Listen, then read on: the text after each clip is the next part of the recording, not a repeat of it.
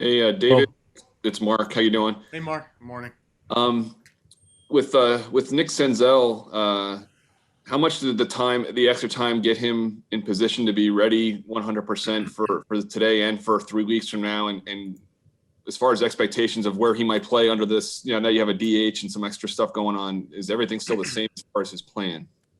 Yes, I think Nick, Gino, a couple of our pitchers, this time off allowed them plenty of time to heal. So physically, medically speaking, they're 100%. Um, there's other aspects to that, just as far as getting back into the daily grind of camp and the season that we're going to need to see them in. And but from a medical standpoint, physically, they're 100% ready to go, and so not that's not going to hold them back. And Nick won't be held back. We're not going to hold him back in any way. We will allow him to ease into it. At the center field position for sure. I mean, that's where we see him playing um, going into this. David, do you expect everybody to report today?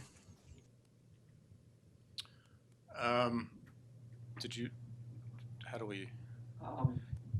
I didn't. Yeah, I don't. Yeah. I didn't know if Oh, that I'm was sorry. stepping over that line. Everyone is here. Everyone is here. I don't know how to answer the if everyone has Understood. And gotten yeah, their I mean testing back. it's. Yeah. Yeah. Sorry. I kind of did vaguely, but yes. Yes. All was it 57 are here in Cincinnati, between here and Prasco. They've arrived. Is there anyone who's injured or you know expected to miss time during camp or might miss the start of the season? Hey, Bobby. We didn't talk yesterday. I saw you, but yeah, everyone, no one is injured. No one is as of right now. Everyone is healthy and on time.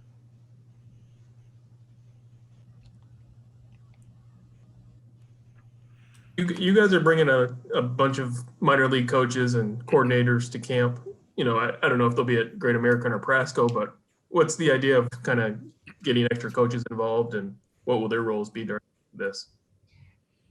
Yeah, our coordinators, minor league coordinators, are pretty much running the complex over at Prasco. Chris Tremy, field coordinator, is you know coordinating the scheduling and working really close with JR and I just to make sure things are consistent. But the on-field, the bulk of the on-field instruction and coaching will be done by the minor league coordinators at each, really in each part of the game, each department of the game.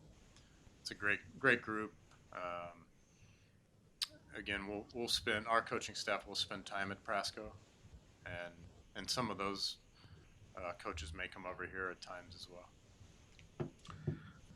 David, when you are trying to figure out how to best use your space and your resources that you have at Great American, uh, how how how glad are you that you have J.R. House, who's a guy that kind of tends to look at things differently anyway, and as we've seen in spring training, that he will always use whatever he has at his disposal to try to what's the word I'm looking for?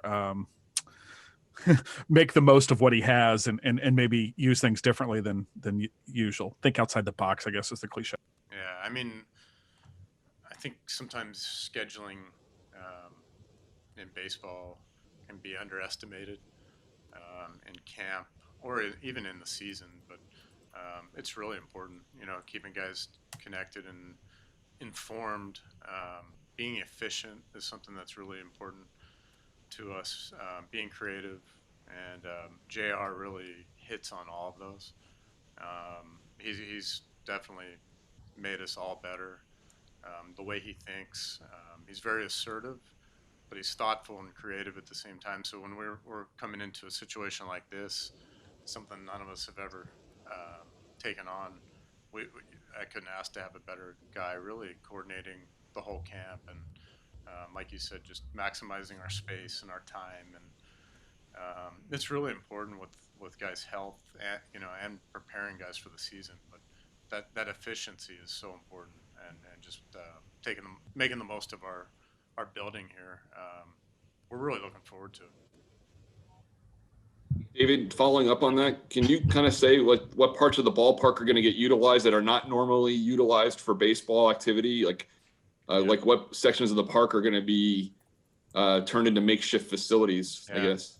So first of all, we're using both clubhouses, the home and the visiting clubhouse. We use both weight rooms, which is really important because with the protocols, the weight room, it's tough to get everyone through. So obviously the field, both bullpens, the batting cage area, which we upgraded last season. It has plenty of space for cages, but it also has a turf area. So if it rains, we'll take advantage of that. We'll use the visiting cage as well, which has a mound in it. Our home cage has a mound. We're using space in the concourse. I don't know if I mentioned this yesterday, but straight up the aisle from our home dugout, the concourse opens up pretty nice and there's good airflow. So we're going to create like a outdoor clubhouse up there with space to work out, place to hang out, stay socially distanced, potentially even move our masks if there's not too many people up there at once. There's meeting space throughout the building. We're still navigating through what that is going to look like, just our meeting structure and format. The Zoom call, we're also used to that. That worked well today. We're going to do that at least for the next few days, but we have, there's just so much space to create meetings indoors throughout the building. And we can use the outdoor space, the stands for meetings also. Today, for example, is part of it to try to judge where guys are. Like, I'm sure some are farther along than others who will be able to jump into live hitting quicker. Is that something you have to evaluate and kind of figure out where to put guys?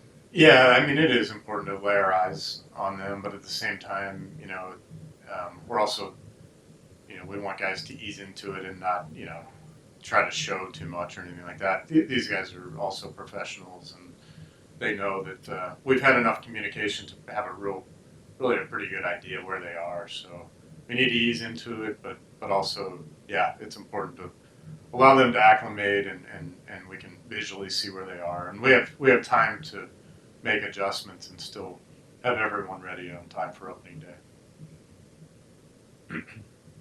When you talk about using Zoom, is that kind of taking place of you like to do team activities and now half the team is in different locations, can't work out at the same time?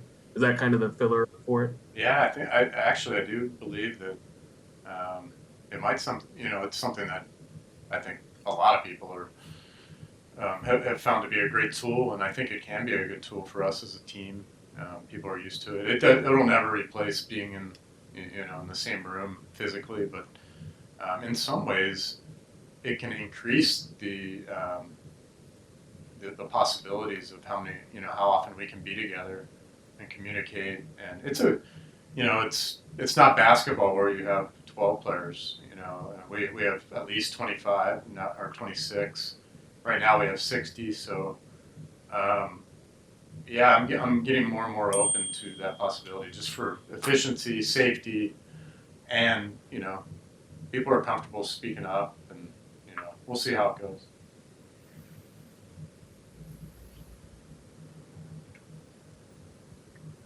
What's it going to be like just seeing everybody in one place again after all these months? It's going to be great. Yeah, we ran through all the protocols and all that, and it seems overwhelming, but I've noticed the last week, 2 weeks when I've been in the building and had more and more players around it, you get really used to it, and it seems pretty normal, especially when you go out on the field. So Yesterday was just a sample of that, just 5 or 6 players that were out there. It was really great to see them, and it made things feel normal.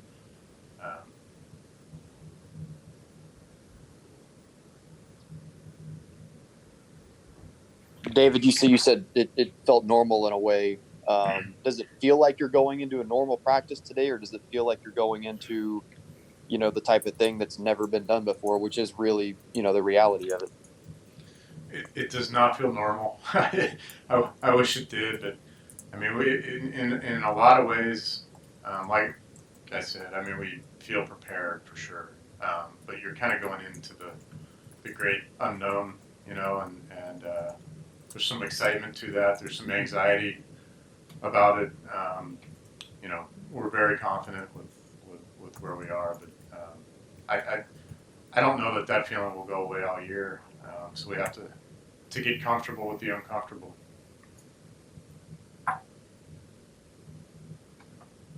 David, speaking a little hypothetically here, would you anticipate that this approach to summer camp might create a template for a new approach to spring training down the road?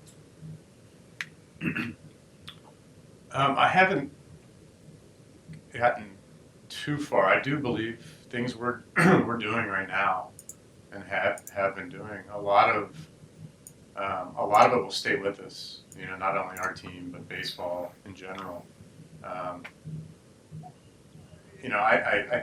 realistically 3 weeks is probably too short. But I think I mentioned yesterday, we're out to prove that it is the right amount of time for camp. I do believe our camps are at least slightly too long before this one, but maybe it's somewhere in the middle. I don't know if that will ever be adjusted or not, but we're going to make the most of everything, and I know for sure a lot of good ideas will come from what we're all going through. Where will your pitchers start today? Will they all be start throwing a similar number of pitches? Everybody a little bit different? How will that work? Yeah, everyone's going to be on a little bit different schedule. We're going to begin our communication today with our pitchers to kind of give them an idea of what their ramp up is going to look like between now and opening day.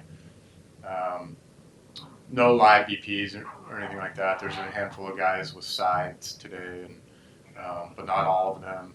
So it'll be different for all of them. Really, each day throughout the camp.